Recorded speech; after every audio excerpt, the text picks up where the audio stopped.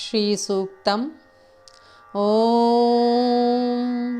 हिरण्यवर्णां हरिणीं सुवर्णरजतस्रजां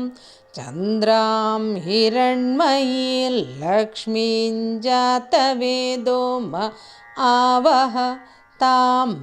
आवह जातवेदो लक्ष्मीमनपगामिनीं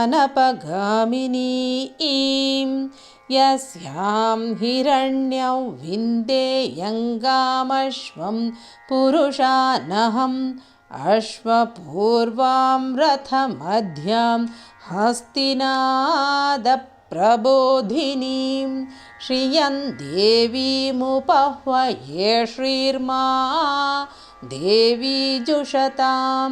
कां सोऽस्मितां हिरण्यप्राकारामार्द्रान् ज्वलन्तीं तृप्तां तर्पयन्तीं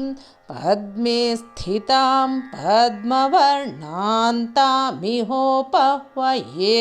श्रियं चन्द्रां प्रभासां यशसा ज्वलन्तीं श्रियल्लोके देवजुष्टामुदारां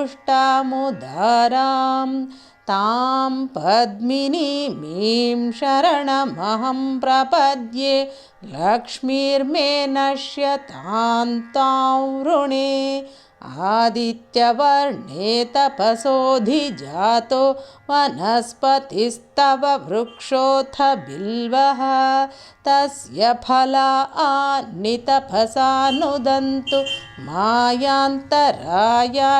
बाह्या अलक्ष्मीः उपैतु मां देवसखः कीर्तिश्च मणिना सह प्रादुर्भूतोऽस्मि राष्ट्रेऽस्मिन् कीर्तिमृद्धिं ददातु मे क्षुत्पिपासामलां ज्येष्ठामलक्ष्मीं नाशयाम्यहम् अभूतिमसमृद्धिं च सर्वान् निर्णुद मे गृहात् गन्धद्वारान् दुराधर्षान् नित्यपुष्टां करीषिणीं ईश्वरीं सर्वभूतानां तामिहोपह्वये श्रियं मनसः काममाकूति वाचः सत्यमशीमहि पशूनां रूपमन्नस्य मयि श्रेष्ठयतां यशः कर्दमेन प्रजा भूता मयि सम्भव कर्दम श्रियं वासय मे कुले मातरं पद्ममालिनीम् आपसृजन्तु स्निग्धानि चिक्लीतवसमे गृहे निच देवीं मातरं श्रियौ वासय मे कुले आर्द्रां पुष्करिणीं पुष्टिं पिङ्गलां पद्ममालिनीं चन्द्रां हिरण्मयीं लक्ष्मीं जातवेदो आवह आर्द्रायः करिणी यष्टिं सुवर्णां हेममालिनीं सूर्यां हिरण्मयीं लक्ष्मीं जातवेदो आवह तां आवह जातवेदो लक्ष्मीमनपगामिनीं यस्यां हिरण्यं प्रभूतं गावो दास्योश्वान् विन्देयं पुरुषानहम् यः शुचिः प्रयतो भूत्वा जुहुयादाज्यमन्वहं श्रियः पञ्चदशर्चं च श्रीकामः सततं जपेत् पद्मानने पद्म ऊरु पद्माक्षी पद्मसम्भवे त्वं मां भजस्व पद्माक्षी येन सौख्यं लभाम्यहम् अश्वदायी च गोदायी धनदायी महाधने धनं मे जुषतां देवि सर्वकामांश्च देहि मे पद्मानने पद्मविपद्मपत्रे पद्मप्रिये पद्मदलायताक्षि विश्वप्रिये विष्णुमनोनुकूले त्वत्पादपद्मं मयि सन्निधत्स्व पुत्रपौत्रधनं धान्यं हस्त्यश्वादिगवेरथं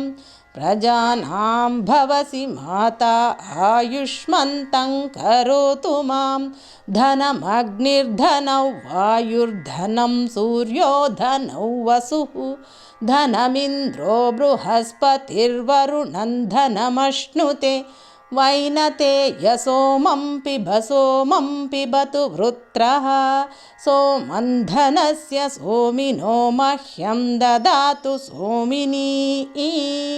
न क्रोधो न च मात्सर्यं न लोभो नाशुभामतिः भवन्ति कृतपुण्यानां भक्तानां श्रीसूक्तं जपेत् सदा वर्षन्तु ते विभावरिदिवो अभ्रस्य विद्युतः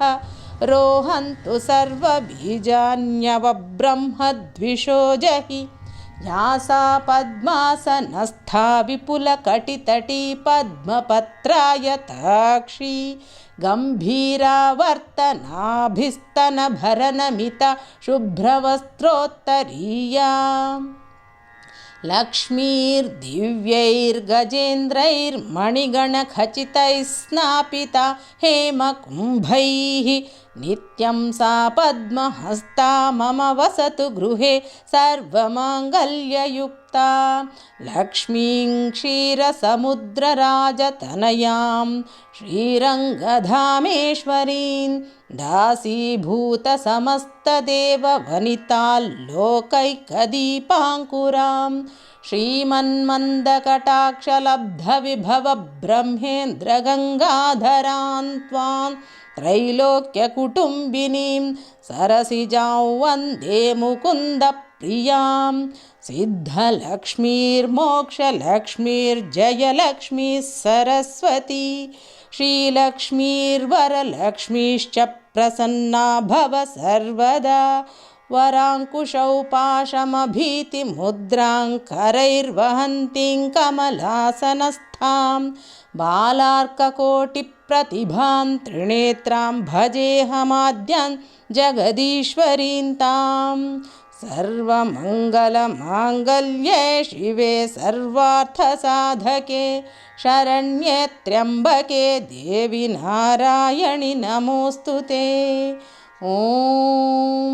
महालक्ष्म्यै च विद्महे विष्णुपत्न्यै च धीमहि तन्नो लक्ष्मीः प्रचोदयात् ॐ शान्तिः शान्तिः शान्तिः।